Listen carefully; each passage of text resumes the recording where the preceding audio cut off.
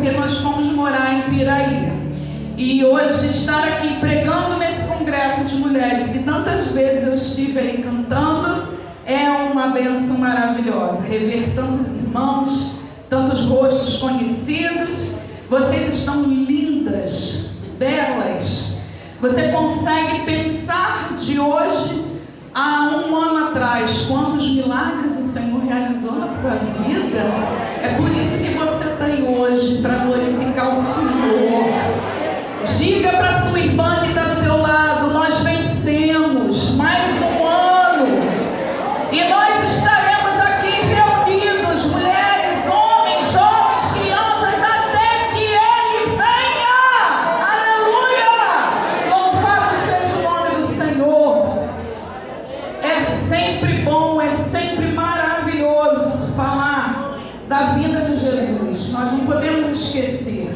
Tal como a ceia do Senhor foi um memorial, assim também na própria ceia nós fomos ensinados a relembrar a morte e o sacrifício de Jesus até que Ele venha, porque um dia nós estaremos reunidos numa mesa posta num céu de glória e seremos servidos pelo Filho de Deus. Oh, está chegando esse dia. Você consegue sentir os sinais, você consegue sentir o teu coração acelerado, você consegue olhar para o cenário mundial e já começa a dizer: Maranata, ora vem, Senhor Jesus, porque Ele está às portas, só esperando o toque da trombeta, e nós estamos aqui esperando esse toque, e o Senhor nos convida mais uma vez ao despertamento. Esse tema, ele está inserido nos evangelhos sinóticos, Mateus, Marcos e Lucas, e as irmãs escolheram um livro, o Evangelho de Marcos, e está lá no finalzinho, né, o texto 33, versículo, mas nós vamos principiar o capítulo, que começa a falar, Jesus falando sobre o princípio de dores, né? Antes de começar, trago uma saudação dos meus pais que gostariam de estar aqui. Esqueci, né? Vou na empolgação. Papai Isaías Rosa manda saudação para os irmãos, para o nosso pastor, tão velhinhos, né?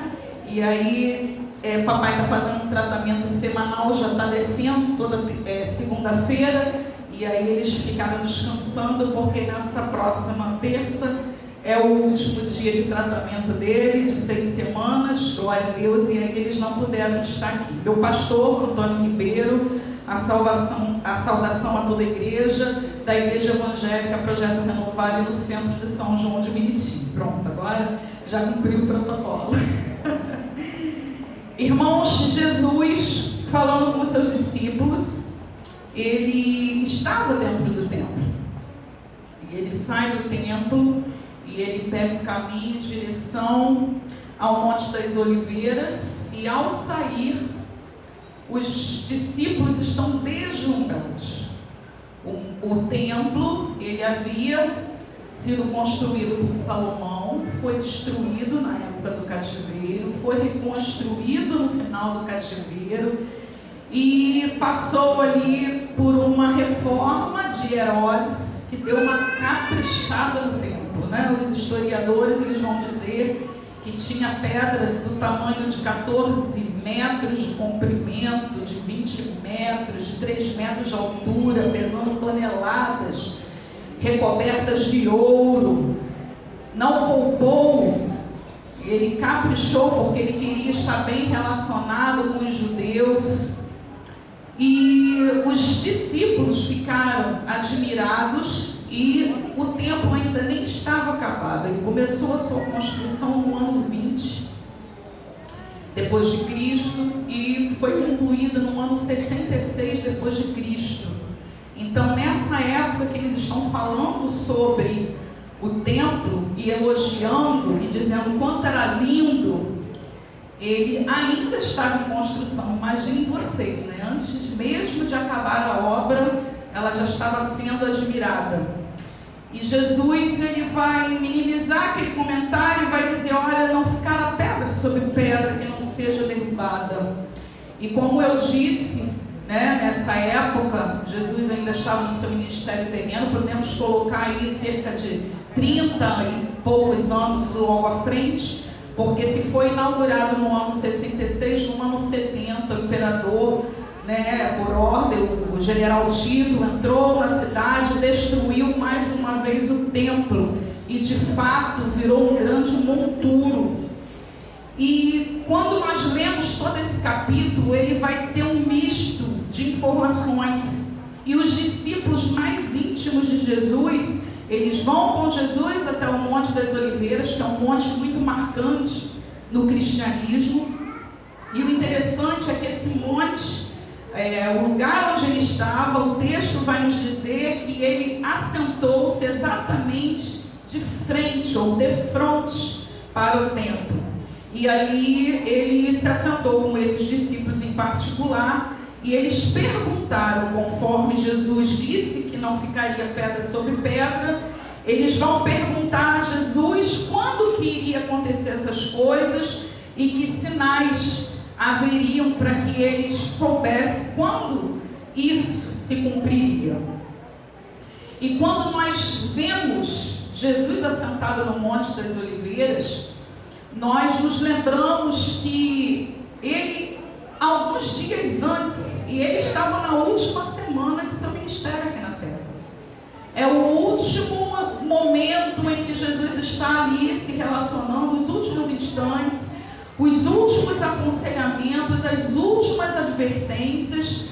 E foi tão válido aquilo que Jesus falou para os discípulos naquela época, que eu e você, 2000 anos e poucos depois, estamos aqui repetindo que ele prometeu que voltaria e voltará, porque aquele que prometeu é fiel para cumprir as suas promessas. Valeu a pena o preço do sacrifício, o treinamento intensivo que aqueles homens passaram durante aqueles 3 anos de ministério. Toda a entrega e depois todo o sacrifício para conduzir o cristianismo que venceu barreiras, venceu perseguições, se expandiu pelo mundo e chegou até Vila Rosalia, na Assembleia de Deus. E estamos aqui dizendo que ele vive, ressuscitou ao terceiro dia e voltará para buscar a sua igreja, porque ele é fiel. Aleluia! E Jesus, ele vai começar a explicar. Quando ele começa a sua explicação, nós precisamos entender, porque ele vai falar de 3 períodos de tempo. Ele vai falar a curto, a médio e a longo prazo. Então, as informações contidas nesses capítulos, elas apontam para a época que eles estavam vivendo, elas apontam para acontecimentos históricos que se deram ao longo da história da humanidade até a presente era, e também está relacionado sobre aquilo que tenho certeza que é a intenção dos irmãos, falar sobre o arrebatamento e a segunda vinda de Jesus de forma visível nessa terra. Porque o arrebatamento será retirado da igreja do Senhor, mas depois ele volta conosco, que nós vamos ver mais à frente. E aí ele começa a dar ali as informações. E aí, quando você fala sobre isso com determinadas pessoas, e cai por terra todo espírito de incredulidade, todo espírito de resistência, como tem sido difícil a expansão do Evangelho. Nunca foi tão difícil. A igreja está desacreditada, os pastores estão sendo desqualificados por causa da postura inadequada que muitos estão tendo, escândalos atrás de escândalo, mas ainda há um remanescente guardando a palavra, guardando a fé e esperando o Salvador Jesus voltar. Oh, irmãos, o problema é que o mundo não entende. A palavra do Senhor já dizia que o homem natural não entende as coisas espirituais. E quando eles ouvem falar dos escândalos, eles colocam a todos no mesmo pacote. e todo mundo leva a sua parcela de culpa, e aí já nenhum crente serve, nenhuma irmã de oração mais tem credibilidade, e tudo passa a ser motivo de chacota e de deboche. Mas há poder no nome de Jesus, porque o espírito do anticristo já está nessa terra, mas ele não manifesta, porque há um povo aqui, que é o povo de Deus, que ainda está pregoando o nome de Jesus e está comprometido com o seu reino e com a sua palavra. E Jesus vai começar dizendo os sinais, e aí eu queria que você recordasse. Ele vai inicialmente falar sobre guerras, e eu estava lendo sobre isso, e tem uma matéria dizendo que 2024, essa matéria de janeiro, bem recente, é descrito como o ano das 3 guerras. Se você se lembrar, nós temos um conflito na Europa entre a Rússia e a Ucrânia, que já vai para mais de um ano.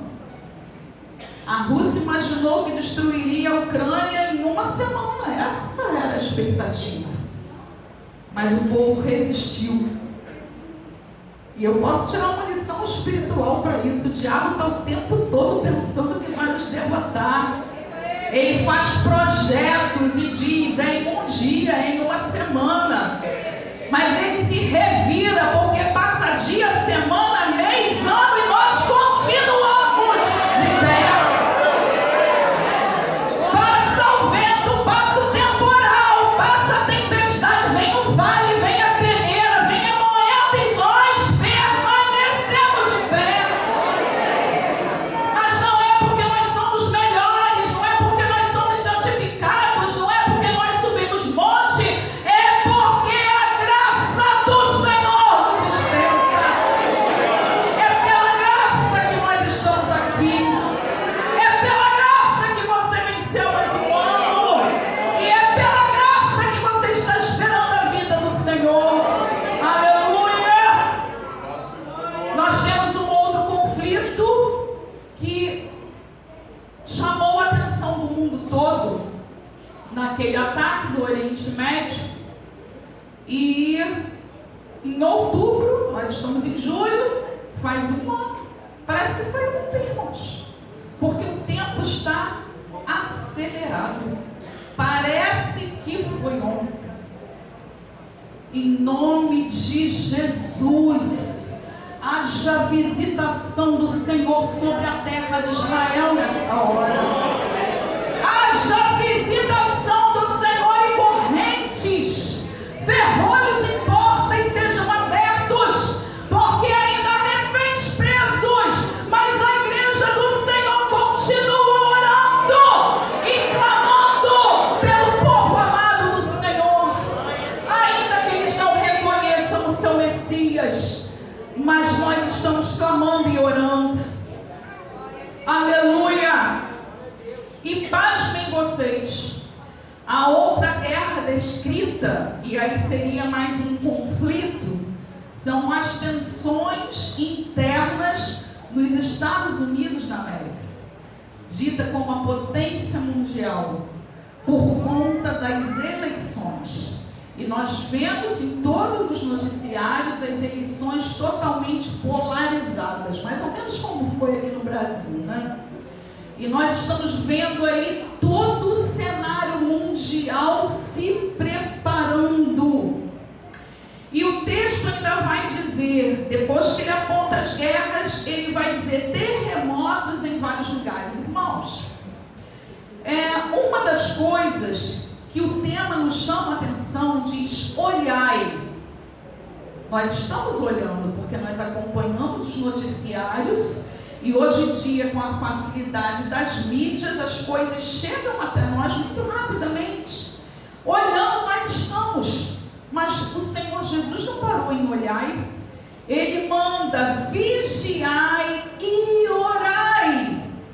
E nós precisamos guardar essa vigilância, porque uma das estratégias malignas é pegar essa própria facilidade que nós temos das tecnologias e nos causar oração. O final do texto, ele vai dizer assim: para que vindo o Senhor de improviso não vos ache dormindo.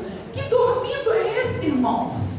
É o sono da distração, é o sono do engano do inimigo com tanta sutileza, porque às vezes a gente pega o nosso celular, a gente senta diante da televisão, e hoje nós temos, além dos canais abertos, nós temos os fechados, nós temos Netflix, nós temos outros streamings, e nós temos tantas ferramentas na palma da mão. Esses dias eu estava pensando, os cinemas devem fechar, porque as pessoas têm os filmes dentro da sua palma da mão, não é assim? Como as coisas estão se multiplicando muito rapidamente. Nós tínhamos recentemente locadoras, não era isso? Quando a gente queria ver um filme, né? Eu lembro que nós passamos, não sei se foi aqui na igreja, o Deixados para Trás, que eu aluguei numa locadora. Não existe mais locadora, né? Acredito que as pessoas sofreram até um grande impacto no seu investimento, porque não precisa, e tudo está se transformando e se transformando, e quando menos a gente imagina, nós estamos no Zap, às vezes até olhando uma questão mesmo cristã, o evangelho de 1 minuto, não é assim, pastores? O pastor para a igreja, o pastor está com o joelho no chão, o pastor está orando pela madrugada, está clamando pela igreja, e alguns irmãos estão ali dando cartaz para o evangelista de 1 minuto, no Kawaii, no TikTok, não é assim, irmãos? Está dando lá as curtidas, mas esquece de orar pelos homens de Deus que estão dando aqui o seu tempo, a sua oração, o seu clamor, pelas irmãs de oração que põem o joelho no chão, que jejuam, mas estão lá fazendo 1000 curtidas. Não estou dizendo que isso está errado e inadequado, irmãos. Cuidado com as sutilezas, porque às vezes nós passamos a dar mais valor ao mensageiro do que a mensagem, mais valor ao pregador do que a palavra, mais valor ao homem do que a Jesus Cristo. Cuidado! Isso é ilusão do inimigo. As estratégias no meio de uma guerra, elas vão mudando, e a estratégia que Satanás usou, eu vi muitas manifestações nesse lugar, em que a igreja se levantava e repreendia o inimigo. Não pode resistir ao nome de Jesus. Mas hoje ele achou um modo mais light, mais sutil, mais suave, e aí ele vai entrando com sutileza, com calma, e causando a sonolência espiritual, a distração. E sabe qual a desculpa que nós temos? Porque nós precisamos manter a sustentação do evangelho que um dia que nós cremos: a palavra, a oração e o jejum. E às vezes, quando alguém fala, você não veio para a escola dominical, você não veio para a oração, você não veio ao culto, nós dizemos que não temos tempo. Mentira, engano de Satanás. Porque se nós fizermos uma análise do dia, se nós pegarmos um caderninho, faça esse experimento, coloque quanto tempo você vai gastar no dia usando uma rede social e quanto você vai usar orando. É bem provável que a oração vai perder. Não é assim, irmãos? Eu estou falando pensando em mim. Quantas vezes a gente pega o celular e diz assim: vou dar só uma olhadinha. Quando você começa a passar, você acha um vídeo, e acha o outro, e acha interessante, e acha... Quando você... Já se passaram quase 2 horas. É a sonolência. E o Espírito de Deus está nos dizendo nessa noite: vigiai, para que quando Ele voltar, não vos ache dormindo. É um sono espiritual, mas há poder no nome de Jesus. Porque hoje a igreja do Senhor se levanta despertada e dizendo: ora vem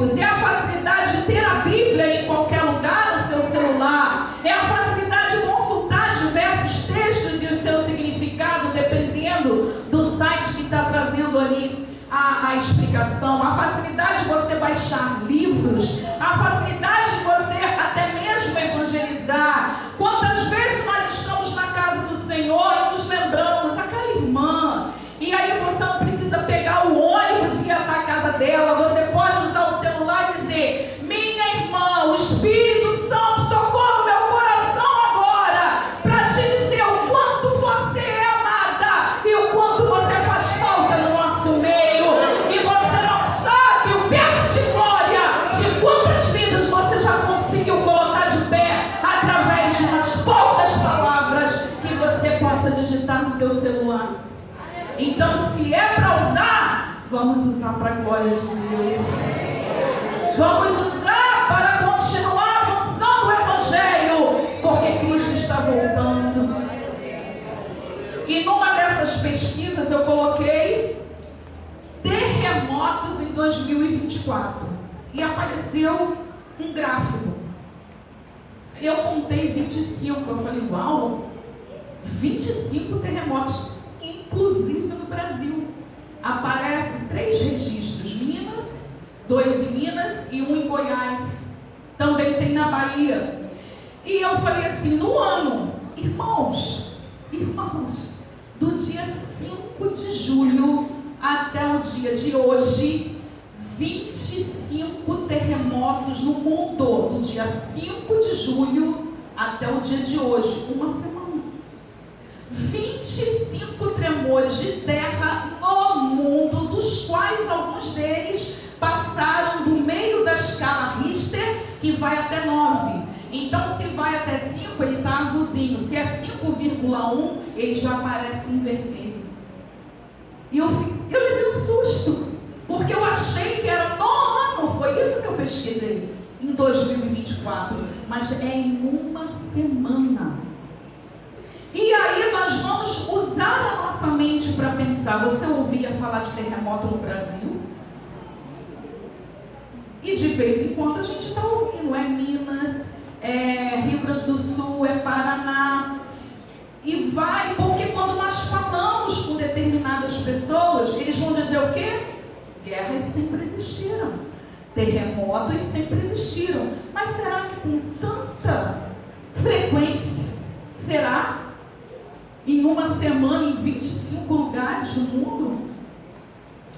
E Jesus continua dando sinais. Fome, o mapa da fome, e aí nós sabemos da existência de uma tal agenda em 2030, e foi feito um acordo entre os países para controlar a fome, para zerar a fome. E isso não tem ocorrido. No final do ano passado, está dizendo que provavelmente os países não vão conseguir cumprir esta meta. Está sinalizando nós temos atualmente 200 e poucos países no mundo, dos quais 111 países estão enfrentando situações crônicas de fome. E aí, quando nós olhamos a questão de países e mundo, globo, parece que a realidade fica um pouco distante, mas se você parar para pensar, você vai lembrar de alguém que está numa situação de dificuldade. Talvez não seja nem muito longe, nós temos algumas comunidades em que as pessoas estão passando necessidade. Se nós formos um pouco mais na nossa própria região sudeste, em Minas Gerais, nós temos um lugar chamado Vale do Jequitinhonha, que é um dos lugares mais pobres do nosso país. Se nós andarmos mais um pouquinho, nós chegamos no Nordeste e vemos a situação de escassez extrema. E nós vamos entender também que o próximo indicador, que não vai aparecer no livro de Marcos, mas vai aparecer em Lucas, o próximo indicador que Jesus vai dar é as epidemias.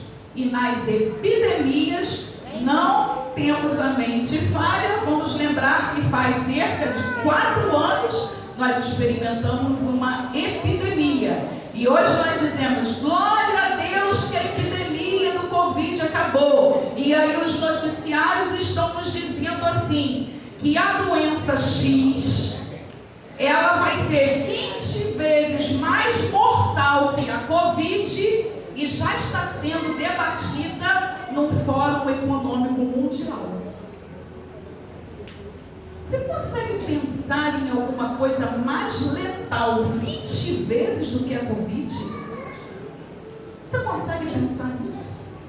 Porque quando a gente para pensar, eu acho que não tenha uma pessoa aqui que não se lembre de um parente ou de um amigo perdido. E quando eu penso em algo mais letal 20 vezes do que isso, é algo que é para nós realmente, igual aquele louvor da Lauriette, né? Ore um pouco mais, jejue um pouco mais, se consagre um pouco mais, santifica. É para fazer isso, irmãos. Não é para ficar com medo e se esconder em casa, não. É para orar um pouco mais. É para jejuar um pouco mais. É para ler a palavra um pouco mais. É para manter a comunhão um pouco mais. Está difícil, irmãos. Tem contenda, tem, mas não tem a comunhão. Oh, meu Deus. É para louvar um pouco mais. É para obedecer um pouco mais. Porque Jesus está voltando. Aleluia. Glória ao nome do Senhor. O outro sinal que Jesus vai dizer, ele vai dizer sinais nos céus. Se você parar para pensar, exatamente mais ou menos no ataque que Israel sofreu pelo grupo terrorista Hamas, houve bem próximo uma lua de sangue, houve eclipse. Esse ano já teve alguns eclipses, inclusive a filha do Billy Graham disse, olhem os sinais nos céus, Jesus está voltando. Nós vimos um cometa, um meteoro que iluminou o céu de Portugal e Espanha, que nós recebemos muitas